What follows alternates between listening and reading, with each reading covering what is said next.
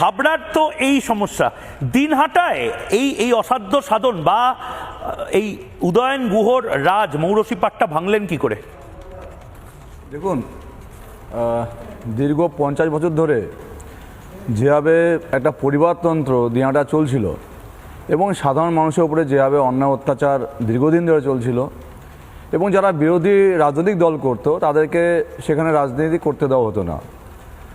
আমার কথা যদি বলেন, আমার পরিবারের প্রতি অনেকবার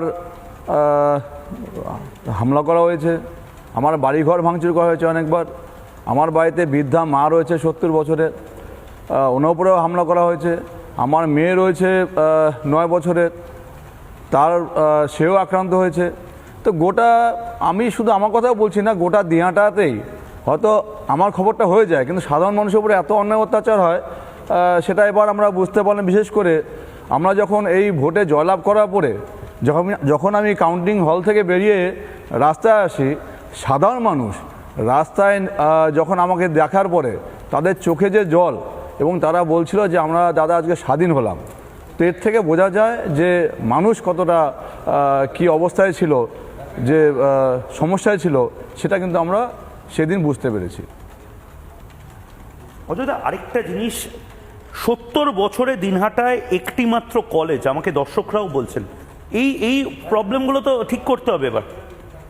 না, অবশ্যই এটা দীর্ঘদিনের একটা দিনহাটায় একটা দাবি ছিল। দীর্ঘদিন ধরে আমরা দেখেছি তৃণমূল কংগ্রেস এখানে ক্ষমতা থাকার পরেও আমরা দেখেছি যে প্রতিশ্রুতি দিয়েছে। এখানকার যিনি মুখ্যমন্ত্রী ছিলেন, বাংলা মুখ্যমন্ত্রী মমতা বন্দ্যোপাধ্যায়, তিনিও গিয়ে প্রতিশ্রুতি দিয়েছিলেন, জায়গা দেখা হয়েছে, শিলান্যাস হয়েছে অনেকবার, আমরা দেখেছি টাকাও তুলতে দেখেছি কোটি কোটি টাকা এই দ্বিতীয় কলেজের নামে, কিন্তু কোনো কাজ হয়নি। এই টাকা কোথায় গেল, এই জমি কোথায় গেল, আজ অবধি কেউ বলতে পারে না। একটা মাত্র কলেজ দিনহাটা মহকুমায়, যেখানে শুধু প্রায় 12,000 থেকে 13,000 স্টুডেন্ট রয়েছে, তারপরে আজ অবধি একটা কলেজ তারা তৈরি করতে পারেনি। তো আমরা নিশ্চয়ই আগামী দিনে মানুষের যে আশা প্রত্যাশা রয়েছে সেগুলো আমরা পুরো করবো আগামী দিনে।